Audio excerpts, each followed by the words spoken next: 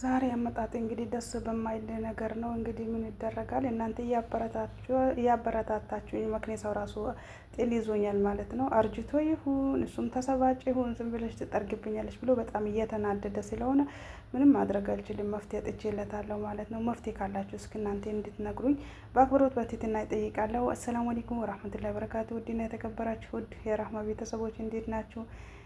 እንዲሁም ክርስቲያኖች ሰላም ሰላም ብያለሁ። እንደተለመደው ግን ነው አይደለም። ዛሬ እኔና መክኔሳይ ነው የመጣ ነው ማለት ነው። እኔና እሱም ጥሩ ሙድ ላይ አይደለንም።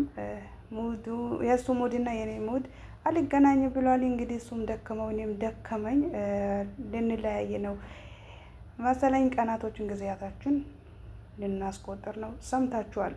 እና እንዴት ናችሁ? ሁላችሁንም ሰላም ሰላም ብያለሁ ማለት ነው። እሱም ወደ ቀኝ ስለወራ ወደ ግራ እያለኝ የገፈተረኝ ነው ማለት ነው። እሱም ለካ ይደክመዋል፣ መክኔሳም ይደክመዋል። ሰው ብቻ አይደለም ይደክመው ማለት ነው። ቁጭ ብሎ ለሚበላ ሰው ግን ሁሉም ነገር ቀላል ነው። እኛ ግን እየደከመን ነው። ኧረ ብስምላ። እኔማ አሁን ድክም አለኝ። ዩቱብ አስጠላኝ። ዩቱብ ልተው ነው በቃ፣ ዩቱብ ላቆም ነው። እያደከመኝ ስለሆነ ማለት ነው። ከዩቱብ ስራ ከመዳም ስራ ላይ እንደንቻለሁ ሁሉም ነገር ስልትች ያለን ነው ማለት ነው። እናንተስ ምን ትላላችሁ? እስኪ ያበረታቱኝ። የመሬን ነው የምላችሁ ማለት ነው። እኔ አገር መግባት እፈልጋለሁ። እስኪ ላይክ፣ ሼር፣ ሰብስክራይብ ያደርጋችሁ አበረታቱኝ በመለቃቸው ቪዲዮዎች። እንግዲህ ትምህርትም ከወሰዳችሁባቸው፣ ካልወሰዳችሁም እንግዲህ ስክሮል አታርጉት፣ ሼር አድርጉት ማለት ነው። ላይክ ግን እንዳትረሱ። አንድ ቀን ግን ለእኔ ይጠቅመኛል፣ ለእናንተ ባይጠቅማችሁ ማለት ነው።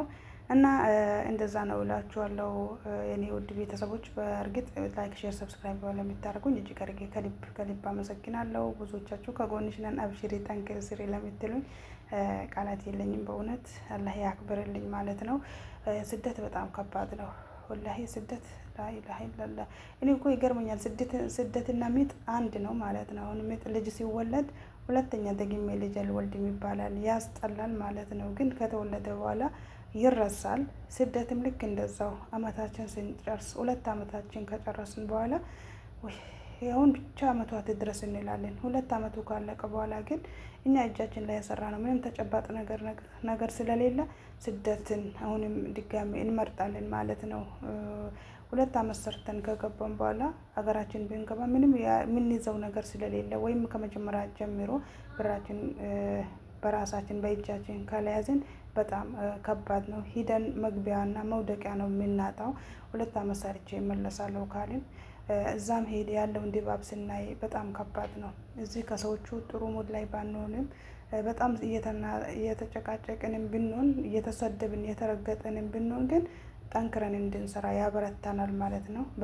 በተለይ ትዳር እና የልጅ እናት ለሆኑ ሴቶች በጣም ይሄ ነገር ይጠቅማል ማለት ነው። በመጀመሪያ ያው ሳናገባ ከመጣን ራሳችንን ነው የምንጎዳው። ምክንያቱም ባለትዳርተኛ ሆኖ መምጣትና ሴተላጤነት ሆኖ መምጣት በጣም ሰማይና ምድር ነው ማለት ነው። ምክንያቱም በትዳር ብዙ ነገር ያስፈልጋል። ምክንያቱም ብዙ የቤት እቃዎች ያስፈልጉናል። ብዙ ነገሮች ላይናችን ያየነው ነገር ሁላ ያምረናል።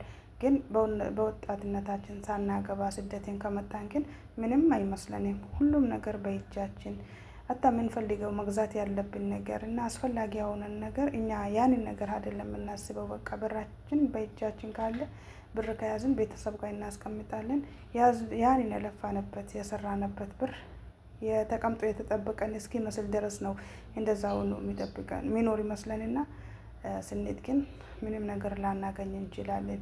አንዳንድ ቤተሰብ ደግሞ ቤት ገዛውልሽ መሬት አለሽ ይሄ ያክላለሽ ትባላለች። ሀገር ስትገባ ግን ንቅጠል ላይኖራት ይችላል ማለት ነው። ምክንያቱም በአንዳንድ ቤተሰብ ጀግና አባት፣ ጀግና ባል፣ ጀግና ቤተሰብ ወንድም ካለ እና ጀግና እናት ካለች ራሱ ልጇን ጥሩ ቦታ ትጥላታለች ማለት ነው። ጥሩ ቦታ ስላችሁ የሆነ መሰረት ታስይዛታለች ማለት ነው። ልጇ መታ እንዳትሰባጭባት ያለው ነገር ደግሞ እንዳይጠፋባት። አንዳንድ እናትም ከአባት በላይ ሆኖ ለልጆቻቸው ብዙ መስዋዕትን የሚከፍሉ አሉ ማለት ነው። ድካሙን ስለሚያውቁት ስጡኝ ብቻ ሳይሆን ተለወጡ የሚል ብዙ ቤተሰብ ፋሚሊ መጥፎም እንደዛ ጨርሶ የሚበላም እንዳለውላ ደጋጎችም ደግሞ እንደዚህ በዚሁ ልክ አሉ ማለት ነው። አላህ እኛንም ደግ አድርገን ያዝነውንም ደግሞ በረካ አላህ ያደርግልን። ስደትና ምጥ እንዳልኳችሁ ሁለቱም አንድ አይነት ነው። በቃ እጅ አመት ጨርሰና እኛ ስንመጣ እኮ እንኳን 2 አመት 1 አመት ራሱ ጨርሰን የምንሰራ አይመስለንም።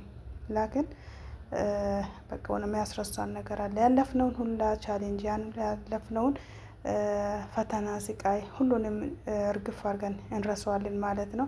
እንደ አዲስ ደግሞ አመቱን እናስቆጥራለን።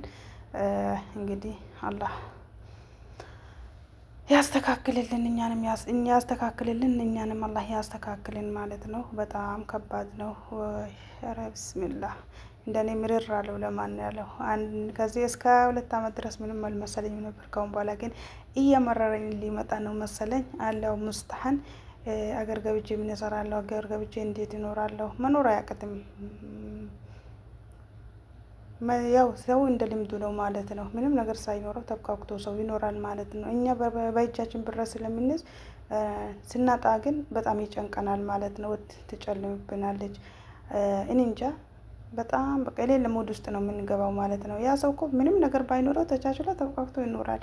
እኛ ግን አልፎ ተርፎ ለዛ ሰው ነው የምንጨነቀው። ያ ሰው ምንም መስሎ አይታየውም። ሰው ራሳችንን ደግሞ እኛ እናስጨንቃለን።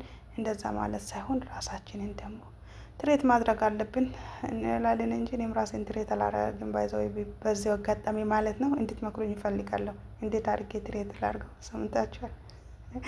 እና እንደዛ ነው እላችኋለሁ። ውድ የተከበራችሁ ቤተሰቦቼ እንግዲህ ያውስ ስደት እያስጠላን እየመረረን ምርር ያለን ኧረ ቢስሚላህ ነው ያለው ማለት ነው። አላህ ያስደስተን፣ ያዝነውን በረካ አላህ ያደርግልን። ግን እናንተም መጠንከር፣ መበርታት፣ ያዝነውን አለመልቀቅ ነው ያለብን። የፈለገም ነገር ቢሆን በሰው ብር ከምታስቀምጡ በእጃችሁ ብራችሁን ይዛችሁ ከፈለጋችሁም በአካውንታችሁ።